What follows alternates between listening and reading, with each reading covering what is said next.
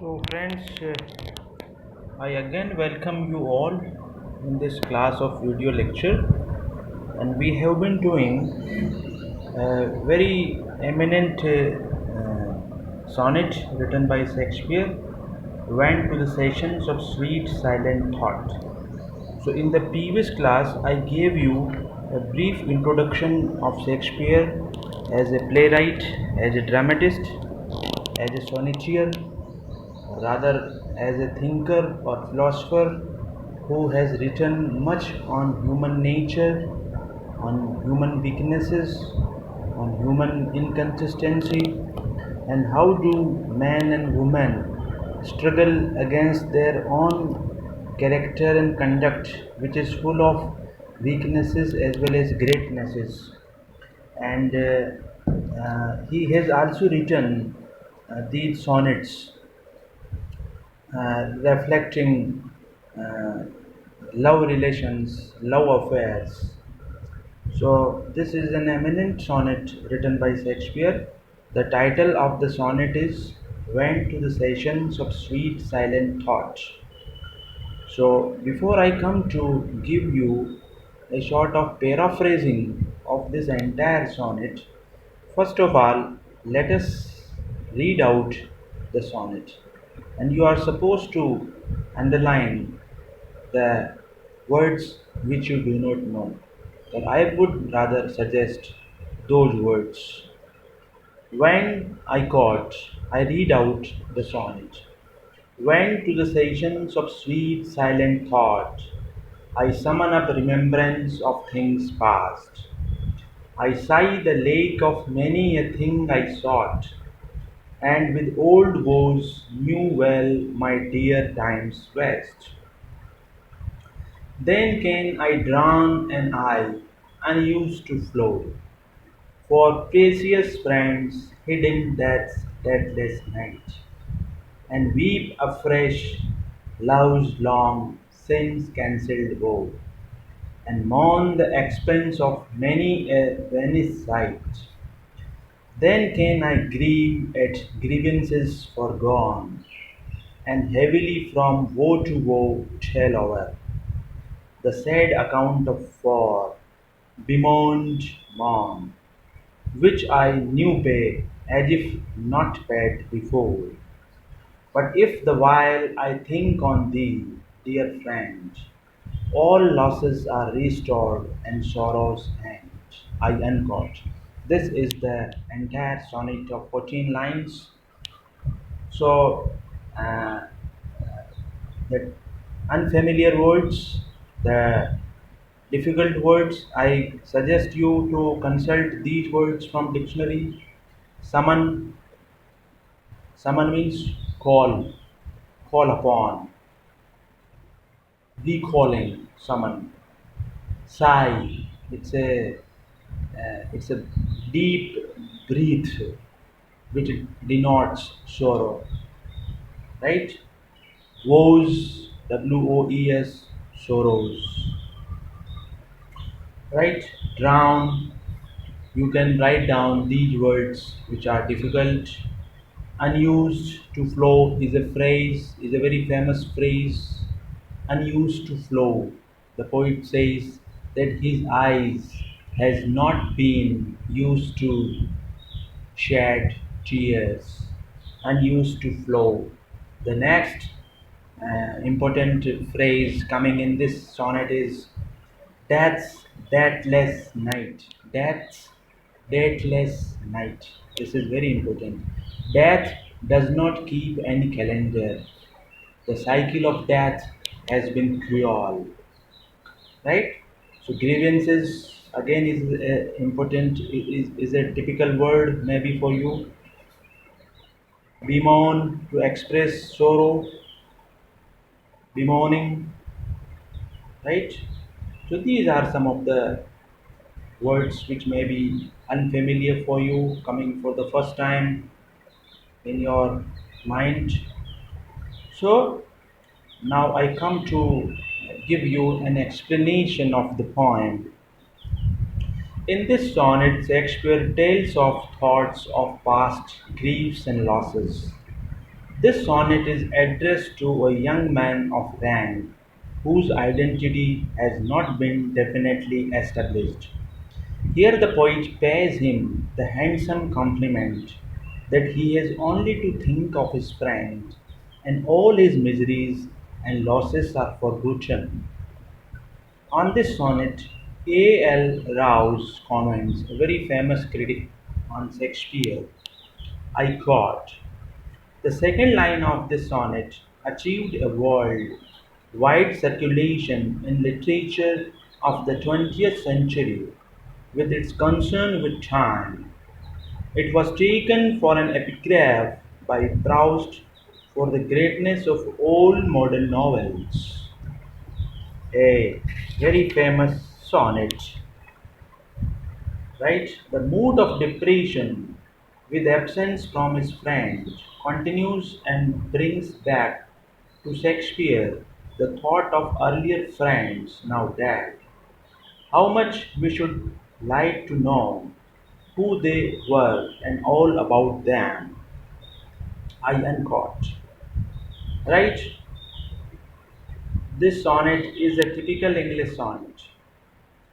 Uh, it is commonly called remembrance. No, this sonnet is called a sonnet which remembers old friends, which remembers old memories, which remembers those days which are gone.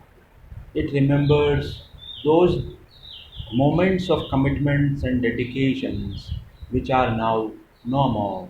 And the poet says that those memories, those friends will never come back in his life. And the moment he thinks of all such scenario, he is filled with grief and sorrow. In this sonnet addressed to Mr. W.H., it is believed that all his sonnets are addressed to some person named Mr. W.H. In this sonnet addressed to W.H., the poet's friend, the poet tells of thoughts of past griefs and losses. When in the silence the poet reflects on the past memories, he laments many things which he wished but couldn't get. In this way, the old sorrows are renewed. The poet, thinking about his dead friends, weeps. When he thinks about the past scenes and sights which have vanished now, he is full of sorrow. This generates sorrow that all happy memories have gone, that all precious friends have gone. The best part of life has gone. This absence creates grief. You know, life could be divided into two parts. One is that part when someone holds his superb time in terms of having precious friends, loyal friends, beautiful memories, and all these things give a sort of strength, a sort of mental and physical energy to someone. And the next part is that when the poet is forced, when someone is forced to live without all those friends, without all that which he had someday, sometime. But when in such a mood the thought of his friend comes to him, all losses are restored and all his sorrows are over. This is the concluding two lines of the poem. So, what are the first eight lines and what do they mean? What do they say to us? Is that the poet says in the very beginning, at the very outset of the poem, at the very outset of the sonnet, the poet says, when in the silence, when in the moments of silence, Wordsworth says, poetry is the spontaneous overflow of powerful emotions recollected in tranquility. When in the hours of tranquility, when someone contemplates, and when can one contemplate? One can contemplate only when he is having some leisure. He is having that uh, free time. This is contemplation. So, in the moments of contemplation, he reflects on the past memories. This is, we look back. This is a very general human tendency. This is a very general human nature that we look back. Shelley writes, we look before and after and pine for what is not. This is the entire human life. So the poet says that when in the silence he reflects on the past memories, he laments many things which he wished but couldn't get. The poet says that in the past he wanted to have many things. He wanted to have the friendship of many friends, the love, the glory, the youth, the power, many things he wanted to have, but he couldn't. Look into the terrible course of life. This is a general lamentation. Every human being can have this lamentation that I wanted to become this person. I wanted to clear this examination. I wanted to do this. I wanted to make my career in that stream, but I couldn't. This is a general lamentation. All our wishes are never fulfilled. We do not get all that we desire to get. When we think of such things, we are full of sorrow. In this way, old sorrows are renewed. This is the nature of sorrow. Sorrow in itself creates pain, but the moment you think of sorrow, sorrows are renewed. This is important. All things in this world become a prey to time's destructive power. Time's imagery has been a powerful imagery in Shakespearean sonnets. Time kills everything. Time kills youth. Time kills beauty. Time kills power. In fact, time is the most eminent, important, significant leveler. It levels everything,